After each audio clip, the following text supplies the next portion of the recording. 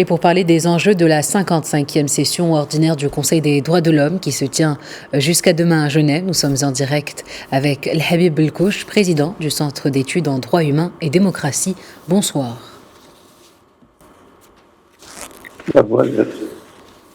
Alors pour commencer, quel bilan faites-vous de l'action du Conseil des droits de l'homme dans un contexte international complexe ?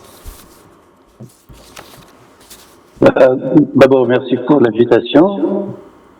Disons que la session, d'abord,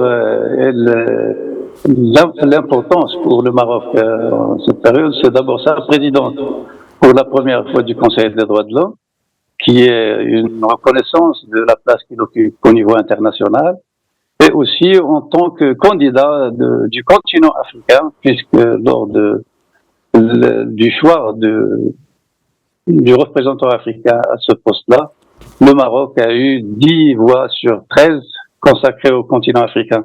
Je crois que c'est une consécration doublement importante au niveau politique pour le pays.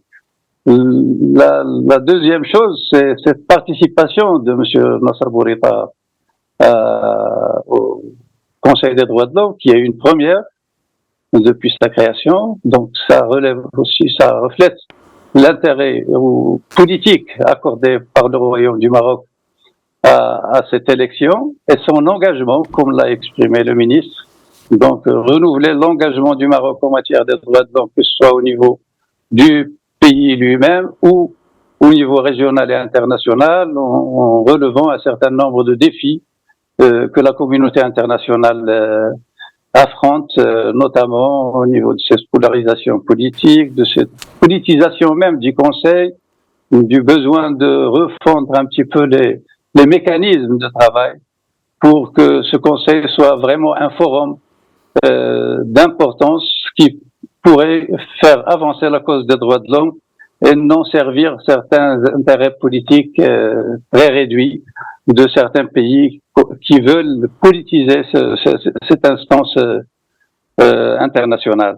Donc, je crois que le Maroc a apporté là un plus en proposant non seulement la thématique, comme l'a fait M. Znevar, donc qui est de grande importance, la question du droit au développement, qui actuellement on débat pour l'élaboration même d'une convention internationale sur le droit au développement, parce qu'il n'existait pas, il y avait juste une déclaration.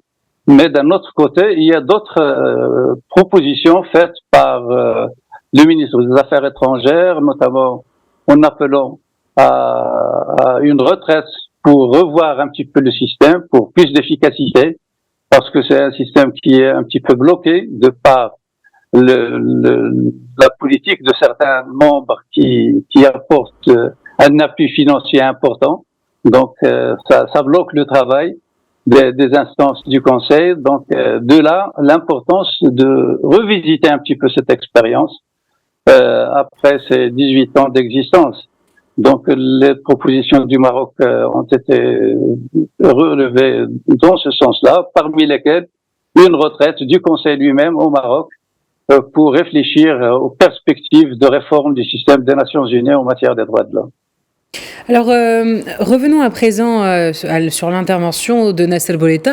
Le chef de la diplomatie marocaine a annoncé les priorités de la présidence marocaine du Conseil des droits de l'homme et a lancé un appel à l'arrêt global et immédiat de l'agression israélienne à Gaza.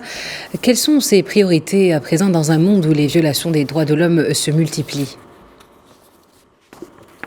Je crois que la position si on ne voulait pas renouveler la position du Maroc d'une manière claire, en appelant aux arrêts immédiats des attaques à Gaza, en appelant aussi à l'ouverture des postes de passage pour faire parvenir la nourriture, les besoins médicaux, etc. Mais en inscrivant aussi cet arrêt et ces démarches qu'on peut considérer de niveau humanitaire, en la rattachant à la dynamique politique nécessaire à la résolution du conflit. Donc, la création des deux États en revenant à la résolution des Nations Unies appelant à la création de 2 États, notamment l'État palestinien dans les frontières de 67, avec Al-Quds Sharqiyya comme capitale, et puis que la communauté internationale assume sa responsabilité face à ces crimes qui sont commis en cette période, et assume aussi sa responsabilité politique pour trouver une solution globale qui permettrait d'installer la paix dans la région. Alors, le Maroc a réalisé des avancées dans la mise en place d'un système intégré des droits de l'homme. Que retenir de ces avancées et quels sont les défis qui restent encore à relever selon vous? Je crois que c'est la place ou le positionnement actuel du Maroc au niveau du Conseil des droits de l'homme, parce qu'il ne faut pas oublier qu'il a la présidence du Conseil, mais qu'il est présent par des experts marocains presque dans tous les organes de traité, c'est-à-dire toutes les commissions, les comités qui sont chargés du suivi de la mise en œuvre des conventions internationales des droits de l'homme. Donc, c'est aussi une responsabilité du Maroc pour se positionner d'une manière plus forte, en harmonisant aussi d'abord les lois, en se mettant à jour par rapport à ces engagements, c'est-à-dire la présentation des rapports dans les délais qui sont définis, et puis que les systèmes, les instances chargées de ces dossiers au niveau du Maroc soient cadrées par une stratégie globale qui apporterait un plus à l'ensemble des questions des droits de l'homme qui sont posées, notamment au niveau de l'harmonisation des lois, au niveau de la promotion de la culture, la formation du personnel chargé de l'application de la loi, et aussi développer le système de médiation pour trouver les solutions adéquates à certains problèmes qui pourraient exister dans le pays. Eh bien, merci El Habib Belkouch pour ces précisions. Je rappelle que vous êtes président du Centre d'études en droits humains et démocratie. Merci à vous.